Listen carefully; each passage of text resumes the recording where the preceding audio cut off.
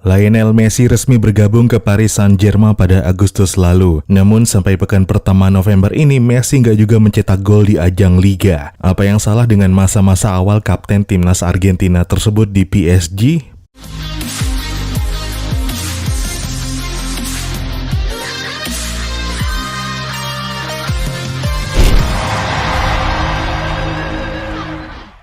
Halo dan selamat datang kembali di Papa Bola. Messi resmi menjadi pemain PSG pada 10 Agustus 2021 setelah kontraknya di Barcelona gagal diperpanjang pada Juni lalu. Inilah kali pertama bagi Messi berpindah ke klub lain. Sungguh nggak ada yang menyangka, tapi makin banyak lagi yang nggak menyangka kalau sampai 3 bulan di klub baru, Messi belum juga bikin gol untuk timnya di ajang Liga, yang dalam hal ini adalah Ligue 1 Prancis, tempat di mana PSG sebagai klub barunya berkompetisi. Situasi itu pun menjadi cukup ironi, mengingat ketika tampil di Liga Champions bersama PSG, Messi malah menunjukkan performa yang berkebalikan. Messi mencetak 3 gol dalam 3 pertandingan di kompetisi paling bergengsi benua biru tersebut. Nggak main-main, gol pertamanya pun dicetak di Parc des Princes dengan display yang sangat ikonik dan klasik pula, yaitu lewat aksi runningnya dengan ditutup tembakan ke pojok atas gawang City. Namun sayang, aksi serupa nggak kunjung bisa kita saksikan di level domestik. Total 5 laga Liga sudah dilakoni Messi untuk PSG, 4 kali sebagai starter dan 1 kali sebagai pemain pengganti. Persisnya ketika tampil di laga debutnya melawan Stade de Reims 29 Agustus 2021. Namun dari total 326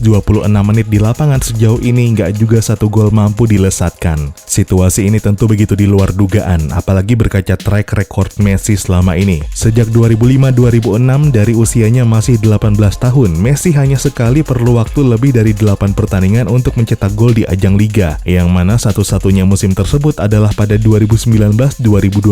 Itu pun juga karena Messi absen di 5 pertandingan pertamanya karena cedera. Nah, mengenai startnya yang slow di PSG, Messi sebenarnya sempat angkat suara kepada media sport. Menurutnya dalam wawancara tersebut, Ligue 1 Prancis bermain dengan intensitas fisik yang lebih tinggi. Aliran bola begitu cepat dari depan ke belakang. Para pemainnya juga diakui kuat dan cepat. Sehingga bagi Messi tentu hal ini menjadi perubahan signifikan. Sementara bila dibanding Spanyol, negara dengan kompetisi yang diikuti Messi dari belasan tahun karirnya di Barcelona, tim-timnya bermain lebih banyak mempertahankan bola, dan itulah yang menjadi perbedaan besar antara tim-tim Spanyol dan Prancis, sesuatu yang menjadi hal paling dasar atas adaptasi Messi yang berat di Ligue 1. Messi juga mengakui jika dia nggak benar-benar punya waktu proper untuk adaptasi, dan klaim Messi ini pun kalau dicermati rupanya juga nggak salah, karena di awal musim ini Messi nyatanya cuma sekali dapat kesempatan bermain di 2 laga berturut-turut. Ada 6 pertandingan nggak bisa diikutinya dari total 12 laga yang telah dilakoni PSG, yang mana hal itu juga disebabkan karena cedera maupun tanggung jawabnya di timnas Argentina. Sedangkan secara taktikal di Prancis, Messi nggak mendapat ruang sebagaimana biasa dihadapi di Spanyol. Di Ligue 1, lawan-lawannya cenderung menempatkan blokade tebal di pertahanan untuk membendung PSG. Messi dan koleganya di lini depan akhirnya cuma memiliki ruang sempit untuk menyerang.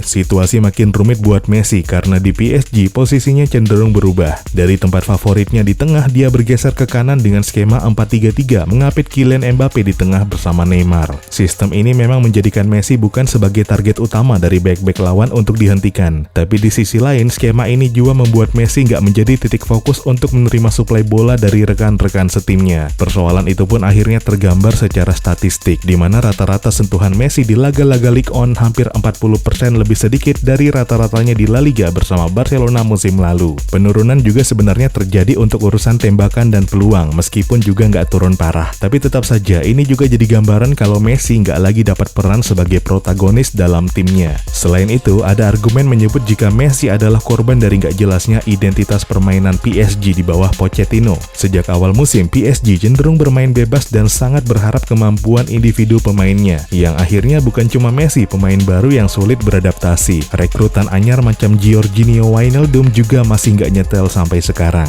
Rentetan persoalan itu akhirnya bikin awal musim PSG dengan skuad mewahnya jauh di bawah ekspektasi. Messi menjadi salah satu pihak yang menanggung paling banyak. Rekor minimal 25 gol semusim yang ditorehkannya sejak 2009 akhirnya menjadi terancam.